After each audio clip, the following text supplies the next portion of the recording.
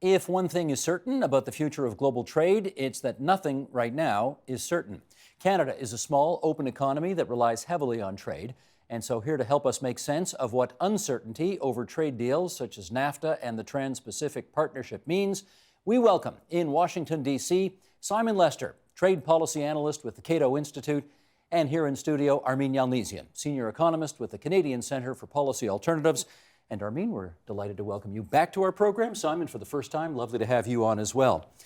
Simon, I'm going to go to you first because with all trade agreements, obviously there are winners and losers. But I think one of the things I need to understand from both of you off the top is whether or not, in general, as far as the economies of Canada, U.S., and Mexico in general are concerned, was NAFTA an unambiguous success?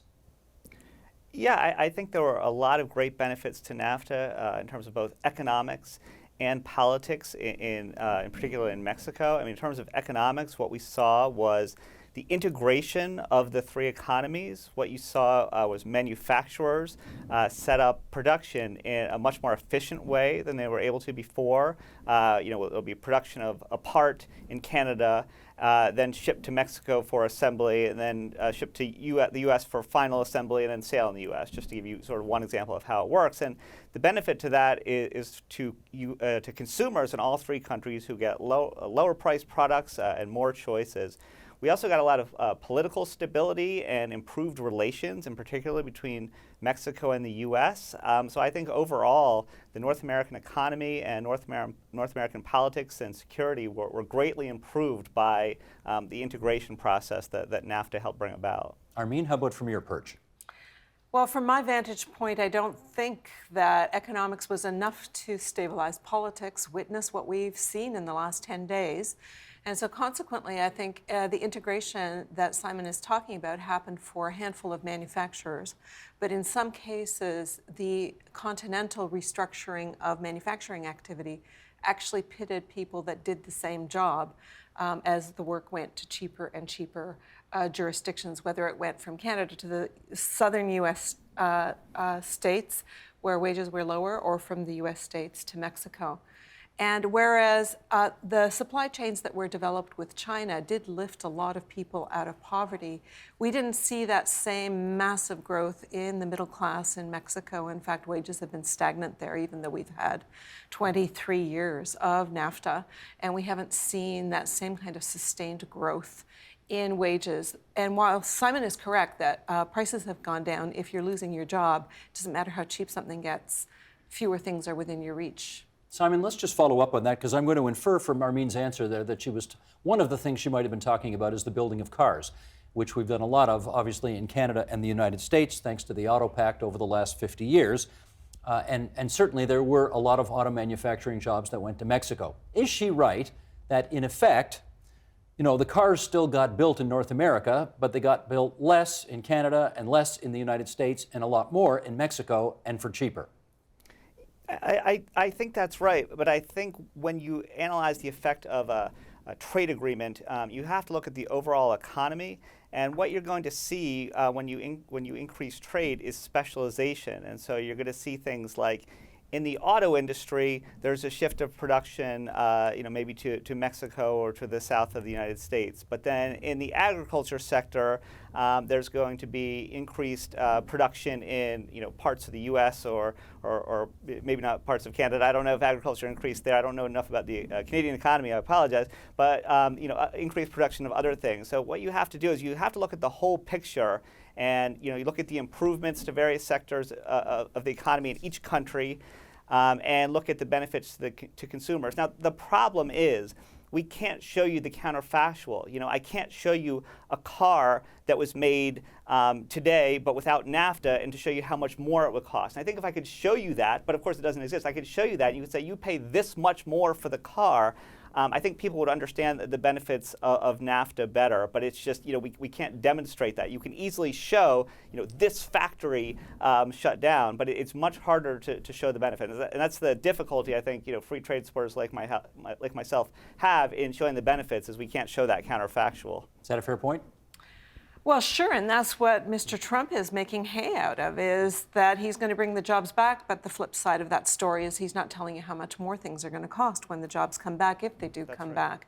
So I think that is an issue, and I think Simon's laid it out very well, but one of the really important things about NAFTA and the trade deals that have come in its wake is this isn't just about jobs. It's not just about prices for consumers. It's also about strengthening producers' hands and investors' hands against the state in many cases, introducing dispute resolution mechanisms that pit corporations against companies instead of state-to-state pacts, permitting much easier flow of migrant workers so that now the labor mobility we're looking at is temporary rather than permanent, which permanently suppresses wage growth.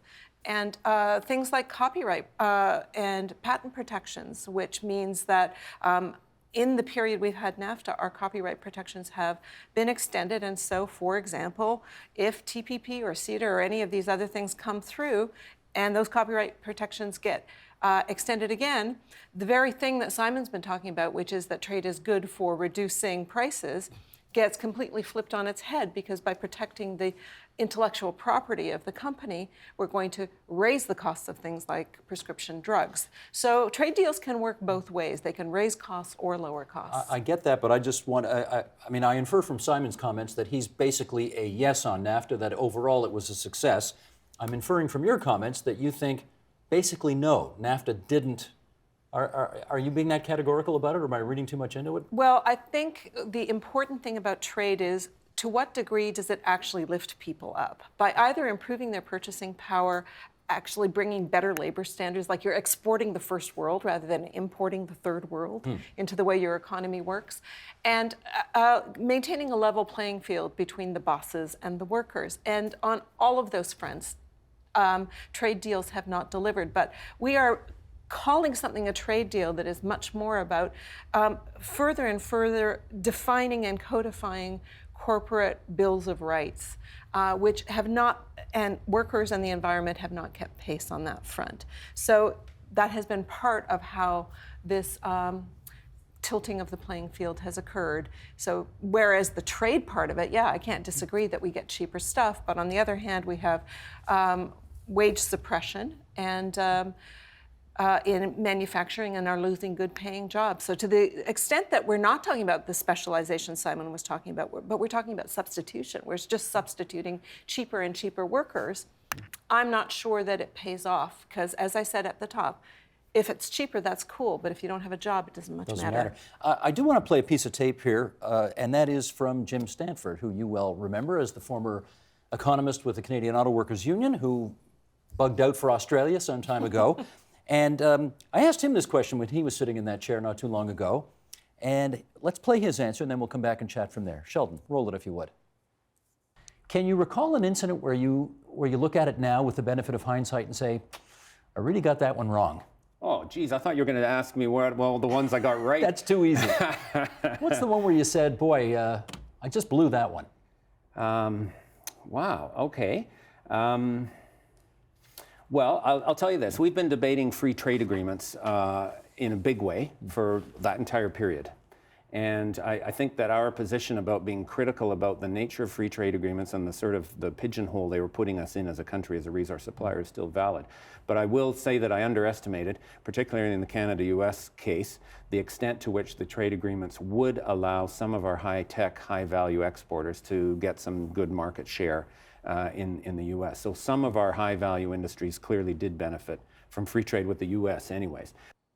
Simon, that is an economist for an auto workers union. Are you feeling very vindicated having heard that? Well, actually, first, if I could go back and agree and disagree with some of the things that Armin was saying. So I actually agree when we talk about patents and copyrights and investor-state dispute settlement. And there are parts of trade agreements that I think don't really reflect free trade. And so, I like to make that distinction between free trade and what's in trade agreements. And I'm happy to criticize those parts of trade agreements that, I consider problematic and aren't in the best interest of workers or the economy as a whole. But I think that, we have to keep in mind that the core part of trade agreements is to enhance competition between companies. And it's really not about it's not sort of a corporate giveaway in terms of helping companies. It's forcing them to compete with each other, and I think we as consumers benefit from that. And it's hard to illustrate these distinctions with kind of subtle changes made through the NAFTA. So if I could take a bolder one of what do we think of a society, so the U.S. or Canadian economy, where we had never let Japanese cars in the market. And I think there we would all agree, if you think about it, in that blatant restriction, like, aren't we better off as consumers and as economy as a whole to allow in these foreign products and to allow competition, to force companies to compete instead of giving them these protected markets? Because we can protect them and we can protect those jobs, but there's a huge cost to it.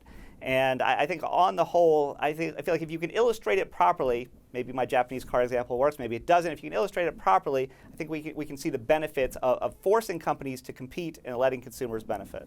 Armin, given Jim Stanford's comments, and I think your politics and his politics are pretty close together, does it make you want to reevaluate what you think about the success and or failure of NAFTA?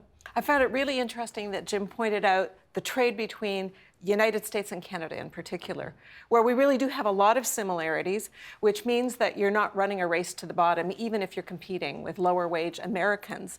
And where things started flying off the rails, and I think is being picked up in some of the politics that we're witnessing right now, is when you add a third partner whose wages are a fraction of either labor forces. So I think that's really interesting. I found it also fascinating that he talked about high value added companies and the market share that they got because of the dropping of protections. And watching right now how the discussion about free trade has not prevented the United States from waging war with us on softwood lumber right from the very beginning, from the free trade agreement prior to the NAFTA, where we have actually been vindicated at the WTO 4 times, and they just keep coming back for more. And now we're looking at, instead of even talking about tariffs, talking about hard caps on quotas, because American producers want a bigger market share. So whereas I agree with the theory and the principle of free trade should open up competition, what it has actually done is make the big producers even bigger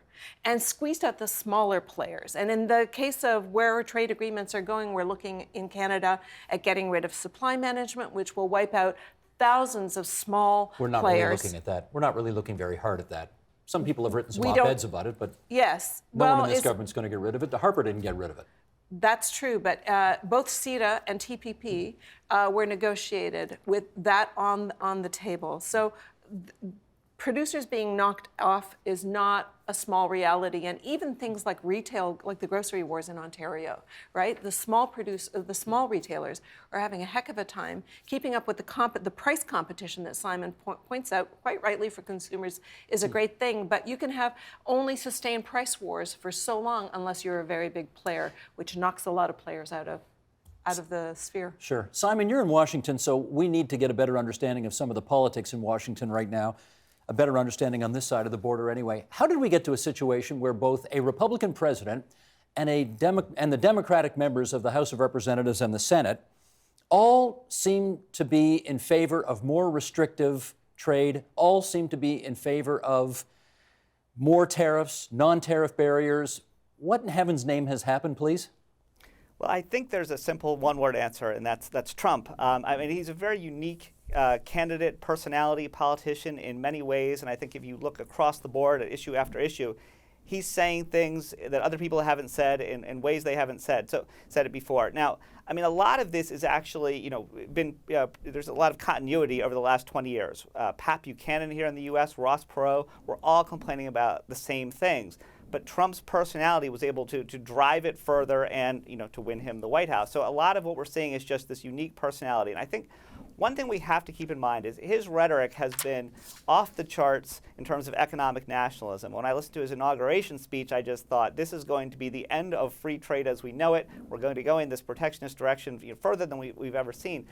But at the same time, I'm trying myself to stay calm about it, and I want to point out, we don't have a trade policy team in place yet, really. Here we have, a couple of nominees. Nobody's been confirmed. We don't have a lot of deputy positions filled. So there's a lot of positions to fill, and we have to give the Trump administration time to put together a trade policy plan so we understand what exactly it is. Because as critical as they've been about certain agreements, Trans-Pacific Partnership, withdrawn, NAFTA, renegotiate, they say they would like to pursue bilateral trade agreements, and their real criticism is of U.S. trade negotiators for not doing good enough deals. So I think we do. I'm trying to we need to take a deep breath and let them, get their team in place and see what it is they come up with to see exactly, how different this is than what's been going on. Because I think Armin's point about lumber is a great one, because people think of free trade agreements as giving us free trade, but they don't. There's still plenty of protectionism. There has been, there will be, despite my best efforts. So let's see exactly what the Trump administration put in place, and then we can discuss it and critique it in 6 months or so. It's good to speculate about it now, but there's really a lot of uncertainty about where this is all going. Well, I'm delighted that we're helping keep you calm here. We certainly don't want you fulminating on things that you're overly concerned about. But Armin, all right, let me pick up on that. One of the things that Donald Trump has consistently said is the United States is running massive trade deficits with too many countries around the world, and as a result, he wants to, protect is the word he used actually in the State of the Union. He wants more protection for American workers and the American economy. So just help us back to first principles here and help us understand this. Why is it, or in fact, is it a bad thing for country A to have a multi-billion-dollar trade deficit with country B? Two answers to that. Okay. The first one is, how long have you had a trade deficit? And the second answer is, what's driving the trade deficit? Let's do some for instance. If the trade deficit has lasted for 30 years, is that problematic? Well, I mean, not if you are a money magnet like the United States is. So you've got a problem if you've got a trade deficit for 30 years and you can't attract investment money. And you keep losing jobs because the things that you've got the trade deficit in are things that you used to produce. And you keep losing the capacity to produce those things. So you're not attracting any of the investment. So if it went on year after year after year after year, that might be of concern. Yeah, but let's Except say if it's the the United United States dollar just keeps going up and up and up. So in the last few years, the trade deficit that Mr. Trump is referring to is partly a result of, in the last few years, since the 2008 crisis, which, by the way, it wasn't Trump that was the definitive figure to talk about NAFTA not working. Obama said he was going to renegotiate NAFTA in the run-up to the 2008 election. Hillary Clinton, Hillary Clinton did so as well. This is about the people understanding that growth is not being broadly shared, and that there's something about the way these agreements have been negotiated. But let's go back, that is preventing that wealth from being broadly shared. But going back to first principles, when the United States dollar keeps accelerating, they can buy more and more and more stuff than they used to before. So clearly they're going to be buying stuff that it's their consumer advantage. So you've got this, two processes that are driving it. First of all, manufacturers who are expanding their supply chains because of free trade, and about 50 to 70% of everything that the United States imports is an input into the things that American manufacturers make. So is that a good thing or a bad thing that they're running a trade deficit? They're bringing in cheap parts to be able to sell you cheap stuff. So, that their manufacturers are doing, or their service people correct. or whatever. Yeah, and then often the things that they've got trade deficits in, the very things they've got trade deficits in, are things that they themselves make. And that's what Trump has tapped into in that energy, is to say, we've got a trade deficit in merchandise trades. They've got trade surpluses with everybody in terms of surpluses. So in and of itself, it's not necessarily a bad thing. It sounds like you're saying it's sort of half the story, but it's not the whole story. As I said, it depends how long does Right. this go on for, and what does that do to your ability to invest in your own growth? And part of this is just a reflection of the United States growing faster than everybody else. And the Okay. second thing is, are you running a trade deficit in the things that you yourself were making, or is it complementary? Are you buying more wine from France than you used to? That's obviously, we'd like them to buy it from Prince Edward County in Niagara-on-the-Lake, but that's a different story. Okay, then Simon, I need help with this then. Follow the bouncing ball with me here for a second and explain to me how this makes sense at the end of the day. The more protectionist the United States gets, the more rattled the global markets get, the stronger the American dollar gets. It makes U.S. goods with a stronger dollar less favorable for export. It makes the U.S. more likely to buy goods abroad because, as Armin says, they are so much cheaper because the dollar is worth more. This is what Trump is advancing right now. How does that make sense for the people he purports to represent?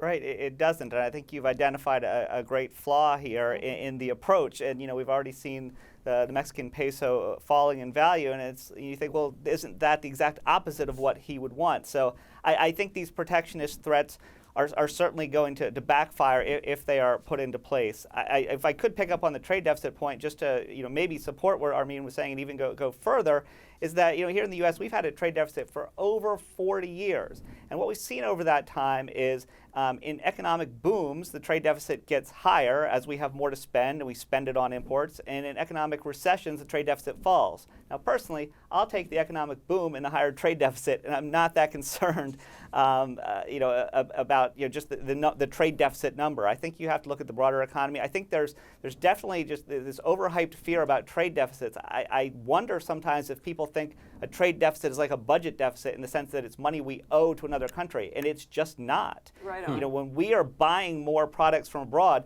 our money goes abroad, and then it, generally speaking, gets reinvested here, and that investment is good. So in the U.S. situation, over the last 40 years, I don't think a trade deficit is a problem. There are countries at various times where a trade deficit is a sign of a larger problem, but I don't think it's something that we need to do something about here in the U.S. And if we do something about it through protectionist measures, it will backfire for the reasons you mentioned, and then just generally, sort of disrupting the economy, making consumers pay more for their products. And I should point out, mostly poor consumers. It's poor people who are affected most by the things we actually impose tariffs on. We impose tariffs for predominantly on products purchased by people with lower incomes. So it's doubly ridiculous is what you're saying. Doubly ridiculous. Okay, Armin. Let me just point out one thing about the trade deficit that resonates really crazy in the United States. Energy independence. They've wanted energy independence for I can't tell you how many decades, and they have run a deficit in trade on oil.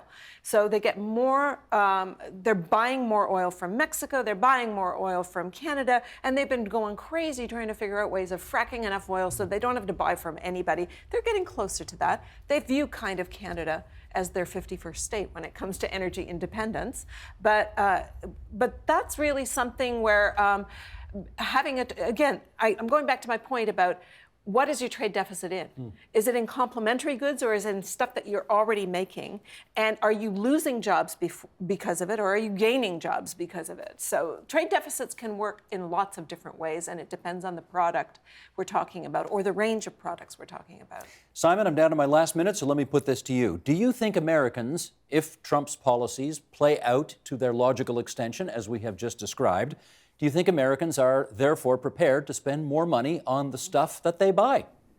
I don't think they are, and I think that once they realize that this is what it means, this is what protection means, they will think twice about it. Now, I mean, Trump is very good, I think, at sort of catching the media moment and going to a factory that he can announce that he saved and taking credit for 500 jobs or 1,000 jobs. But some of the proposals being thrown out there for import tariffs, if people go into Walmart or to go buy a car and see a sticker price of 10 or 20% higher than it was, I don't think they're going to be happy about it. And I think we're going to have, I've noticed the media coverage of this is very different than it used to be. When Trump's talking about import tariffs of 10 or 20%, the media is very good at pointing out that's a tax on consumers. A 10% tariff on Mexican products is not a tax on Mexico. It's a tax on American consumers.